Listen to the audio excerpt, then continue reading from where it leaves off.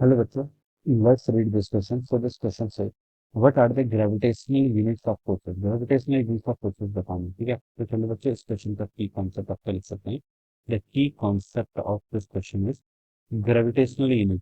चल भी आपका gravitational unit, ठीक है? Gravitational unit of forces.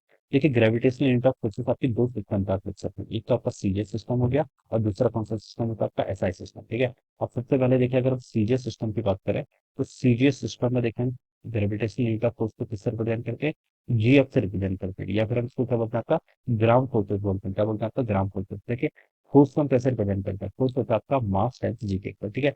तो ग्राम फोर्सेस को बता रहे हैं तो यानी कि मान लीजिए आपके पास क्या है, कोई 1 ग्राम का ऑब्जेक्ट है, 1 ग्राम का ऑब्जेक्ट है और इसमें ये क्या कर रहा है आपका, ये एक्सीलरेट कर रहा है, ठीक है? इस पर आपका एक्सेलरेशन ड्यू टू ग्रेविटी लग रहा है कितना, 980 सेंटीमीटर पर सेकंड स्क्वायर. कितना, 980 सेंटीमीटर पर सेकंड स्क्वायर, ठीक है? तो इस यूनिट को हम क्या बोलते हैं, दिस इज कॉल्ड अगर ग्राम फोर्सेस. इस यूनिट को क्या बोलते हैं आपका ग्राम फोर्सेस इन सीरियस सिस्टम. इसमें सीरियस सिस्टम है, या फिर इसको हम ग्रेविटेशनल यूनिट ऑफ फोर्सेस बोलते हैं. This is the gravitational unit of forces in the serious system. कैसे, मास को आपको 1 ग्राम से रिप्रेजेंट करना है और एक्सेलरेशन ड्यू टू ग्रेविटी को आपको 980 सेंटीमीटर पर सेकंड स्क्वायर से क्या करना है आपका, रिप्लेस करना है. ओके, तो दिस इज कॉल्ड है, हम वहां पर इसको ऐसे लिख सकते हैं 1 GF. 1 GF क्या मतलब 1 ग्राम फोर्सेस किसके इक्वल होगा, 1 ग्राम फोर्सेस आपका 1 × 980 सेंटीमीटर पर सेकंड स्क्वायर के यहाँ पर इक्वल हो जाएगा, ठीक है? इसको हम 980 डाइम्स भी बोल सकते हैं क्योंकि सीजीएस यूनिट क्या कहलाती है आपकी, डायम होती है ना, तो इसको हम 980 डाइम्स भी बोलते हैं. So this is the gravitational unit of forces in the series system. और सिमिलरली देखिए मुझे यहाँ पर एसआई सिस्टम में रिप्रेजेंट करना है, ठीक है?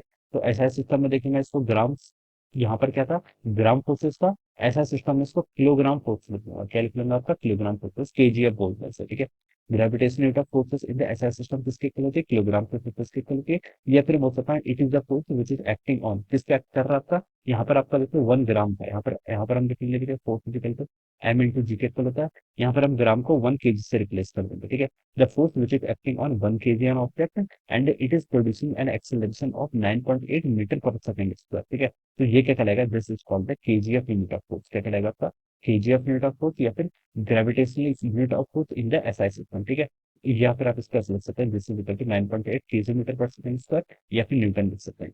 तो ये आपका क्या होगा, दिस इज ओवर 1 kgf. ये किसके इक्वल हो जाएगा आपका 1 kgf के इक्वल, ठीक है? तो बस आपको इतना याद रखना है कि फोर्स आपका मास इंटू एक्सेलरेशन के इक्वल होता है. अगर आपको सीरियस सिस्टम में बताना है तो मास को 1 ग्राम से रिप्रेजेंट कर लीजिए, तब तो ये आपकी क्या बन गई आपकी, बी आपके यहाँ पे तो ग्राउंड फोर्स सिस्टम बन जाएगी. और अगर हम मास को यहाँ पर 1 kg लिख लेते हैं और एक्सेलरेशन 9.8 मीटर पर सेकंड पर लिख लेते हैं, तो आपका केजी किस में जाएगा, आपका केजीएफ में जाएगा, या फिर किलोग्राम फोर्स का भी जाएगा, ठीक है?